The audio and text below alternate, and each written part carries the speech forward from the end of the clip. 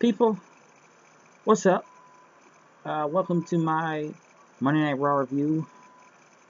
24 hours or whatever from Clash of Champions, which you can check out the live reactions and review up that are posted right now.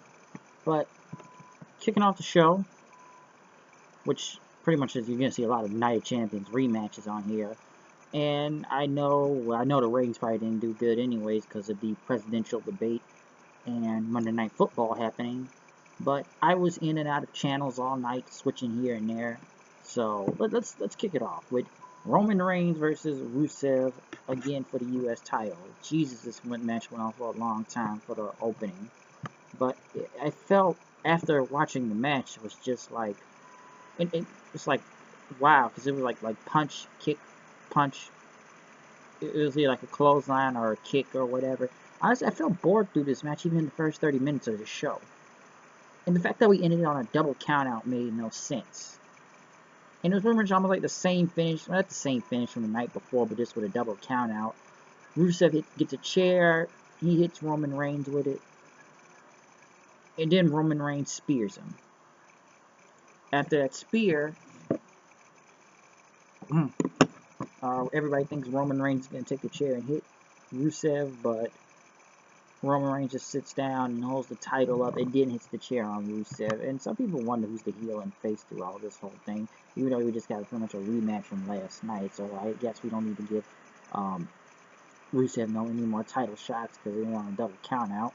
Because I know they couldn't pin him tonight or see we got buried more. This reminds me when John Cena beat him for the title. Some people think it's going to go to the next pay-per-view with Hell in a Cell. It wouldn't make no sense to do that. You could have saved a big title win there and then switch it to Roman. But I don't know what to say about why this feud continues to go. I knew Roman was winning this belt regardless the night before, and I just kind of know just because it's Roman Reigns and WWE in their booking. As we pretty much went on to next with Mick Foley, talking about the mathematical possibility, like a medical stoppage for both Cesaro and Sheamus. Which, Jesus, I don't know how Cesaro is walking, and he wears now a whole bunch of tape looking like a mummy. Especially the mummy, all the tape from his neck, his shoulder, his back, everywhere he wears tape. And Sheamus was hurt too, but they said he promised them both a title opportunity. So instead of having another match, which I'm kind of glad that, and Cesaro nearly killed himself with his neck, you both will get a tag team title shot. And it's to either man who wins, well, these tag team titles up next, between the Club and the New Day. And since we can't break into a tie, we're just gonna make them a tag team. And the tag team match, New Day versus Club, again a rematch for the titles, which Kofi was thrown into a steel step, bleeding all over the place, very badly. But Kofi got the win with the Trouble of Paradise on Carl Anderson. And where does the Club go from here? You think, and I probably said this in the review.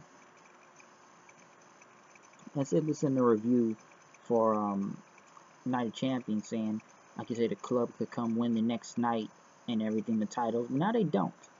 So either A, they're going to be really going to 500 days and beat Demolition's 479 days.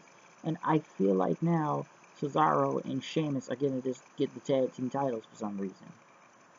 Because the Club, we've wasted the Club at this point. They were either comedians making testicle jokes and talking about old people until they finally turned serious the night before.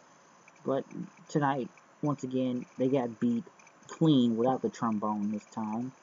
So, I don't know where the Club goes from here. Some say go back to New Japan.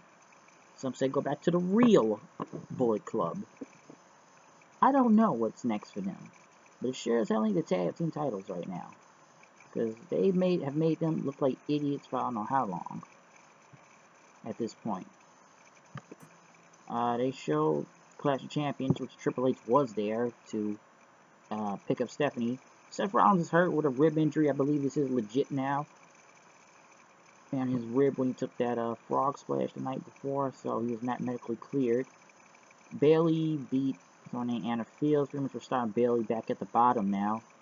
They'll face jobbers, and she said she was going to come back for the title. And as for Mick Foley, Stephanie had to emasculate him, talking about him, about who was doing what. And pretty much like he said, your job is supposed to protect the integrity of the main event. And said Foley let his ego in the way, and he was out of line asking these questions. You know Rollins will come and attack Owens. And told her, you want to be an ambassador again? Be a man, Foley. Be a businessman. And never forget who you work for. So that had to be done for some reason. Cedric Alexander and Rich Swann went against Lance Dorado and Drew Gulak, which was all a spot fest. I wish the crowd would have cared a little bit more, but it was an okay spot fest with Swann and Cedric Alexander winning. Sheamus and Cesaro went against two jobbers named Nick Coulter and Willie Williams. Pretty much try to see if you can get one over yet, or as Foley kind of said before earlier, like, you guys need to show what you are. You guys have the best matches, and this may be our tag team combination, but he's been in them also, rocking sock in a way. Perkins, as we talked about his backstory, Kendrick showed up, he's resurrected and everything, and he pretty much told Perkins to soak up every minute of spotlight, because next time we meet in the ring, Perkins is going to wake up from his dream. Charlotte and Dana Brooke came out. Charlotte's 12-0 in pay-per-view wins. She walks the walk and talks the talk. She has beaten your internet darling Sasha Banks or a lovable Bailey. And Sasha Banks came out, said she wasn't pinned. And she said she was going to take the title from Charlotte. And she says next week the title will be on the line. As Charlotte tried to attack her, Sasha pretty much took both of them out with the bank statement, but they got out of the ring and threw them out of the ring, and that was it. So it was a good segment right there. Some people think Charlotte's a great heel. I think she's good. Getting better, though. Better and better every week. Cruiserweight champion, CJ Perkins went against Anthony Nese, which the crowd has pretty much turned on this match since they went into chanting, Harambe, CM Punk, and Randy Savage. Which the match wasn't all that bad, but the fans pretty much got bored with this. This is a 3-hour show, might I add, so you never know. They pretty much got bored. 3-hour show. They pretty much went into chanting and amusing themselves. But I don't have any problem with the CM Punk chant. Some people said the fans are disrespectful. Even though the CM Punk chants have been going on for 3 years, I think some people now do it if they're bored or if they're going against WWE. I don't give a shit for the CM Punk chants. I like them to keep going, especially if this has been going on for 3 years now. Even though he still lost the UFC match, people are still chanting his name for some reason. But hey, CM Punk chants never die. And the match wasn't even that bad. But I just think people were just bored with it. And I think they put the Cruiserweights in a bad spot. Ashton Kutcher and Danny Masterson will be there next week. Jericho came in with the list of Jericho. Talking about, the Jeritron. What has been broken in the ring, that cost $6,500 about 5 years ago, as he brought his great friend Kevin Owens out. And, Kevin Owens pretty much talked about Cincinnati, where that bum Dean Ambrose comes from, in Cincinnati, Ohio, and said Ambrose steals him $17,000 for that jacket, as Jericho puts it. And, Rollins has suffered with karma. He is hurt, which I guess they're not going to use in storyline now, even though he's done it. He has hurt John Cena, Sting, and Finn Balor, even himself, the most dangerous man in WWE, and now I've taken him out with an injury. Until Seth Rollins did try to come out, but Finley and a whole bunch of security guys blocked them, and Jericho mocked the fans until Enzo and Cass came out then. And Cass said, if Jericho, he's Santa, he said, I'll come sit on your lap. And he said, what did you say? So I was going to punch you in the face. And he was going to sit on my lap, which was funny, I'll say that, weird. But Enzo and Cass will be going against Jericho and Owens, which they pretty much weren't even really in wrestling gear. The only difference with Kevin Owens, he only had sweatpants on this time, and Jericho wrestled in his leather pants, so they didn't actually have wrestling gear on. And Owens won with a powerbomb just to get through this 3-hour show. I don't know what to say. It is what it is.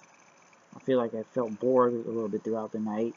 Maybe Triple H will show up next week, I don't know. But this was another 3-hour marathon just because I'm sure people would switch into that back into the presidential event. And like I said before, there are live reactions of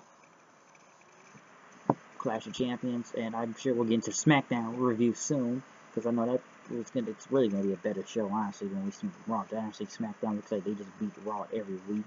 And Sunday we will have the Bound for Glory pay-per-view, and I'm gonna make a separate video. I got a lot of things I want to say for what I've heard today about all these rumors and shit that's been said about TNA, and sometimes I'm not understanding where these stories come from, saying TNA doesn't have any money for the pay-per-view, saying it won't happen this Sunday.